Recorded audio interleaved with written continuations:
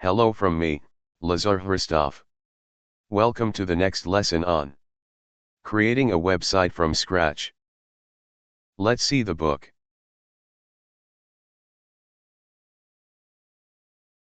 We are currently reviewing the chapters in the CSS part, the ones that are not included in the free part. We are currently on chapter 9, Types Layout Designs. And we've come to, but let's open the PDF file.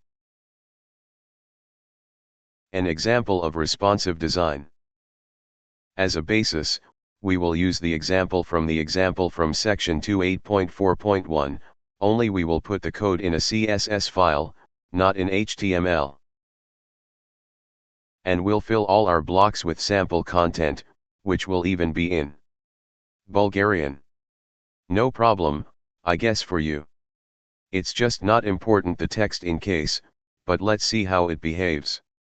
And we're going to incorporate the best of the techniques that we've covered so far.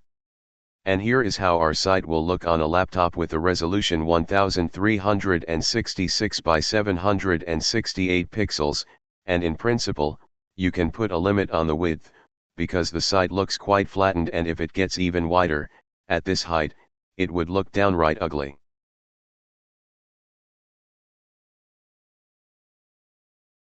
My laptop has a resolution of 1366 by 768.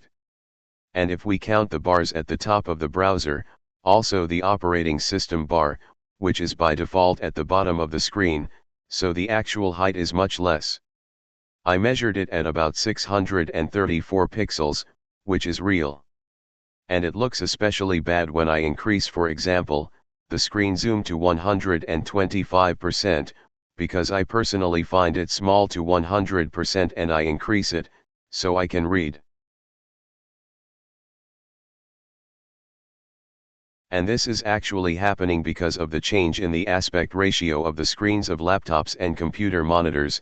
About 15 to 20 years ago, the normal screen aspect ratio was 4:3 or 5:4, that's 800 by 600 pixels, or 1280 by 1024 pixels.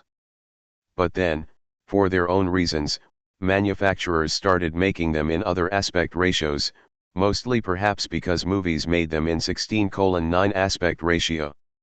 Here's an example of how the site looks on my old monitor, which is with a 1280 by 1024 pixel ratio. Here you see, it now looks completely different.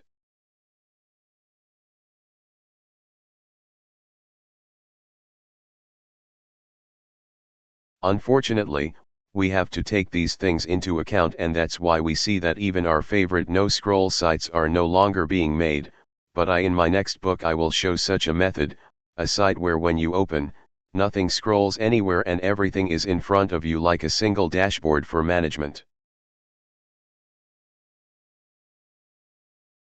There are no unnecessary scrolls. Of course, not on a mobile phone, we're talking about a computer screen.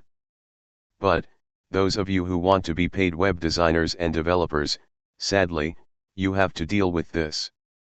Even as freelancers, they still have to comply with the prevailing trends and standards. For example, in this case I will make the site without a set height in percentages, I will fill it with more text, and so on, be 1 or 2 screens down and become like the others. In this case we need to set a fixed height of the columns in pixels, although then we will also have to set the other heights like that, and besides this will also show a scroll bar.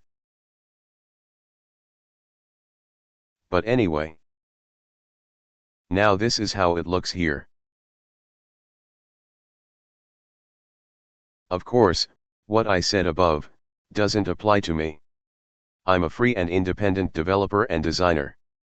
I don't know restrictions to consider what the clients want and things like that.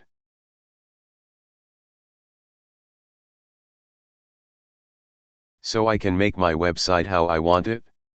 And that's what I want to teach you, so you can do it. That's it. This will I'll actually show it with a real-world example. Here's the code for the site, here's the styles, here's what it's going to look like, here it is. Now, let's go over here to the right and start to decrease the width. You see, is now for tablets, in 2 columns, and for mobiles in 1 column.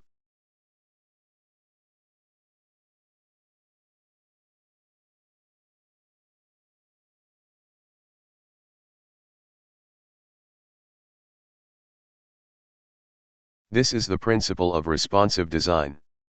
Now, here it is with only 2 breakpoints, and therefore it is not so precise, and, if we want to be more precise, we make 4 or 5 breakpoints. That's all for this lesson. Best regards.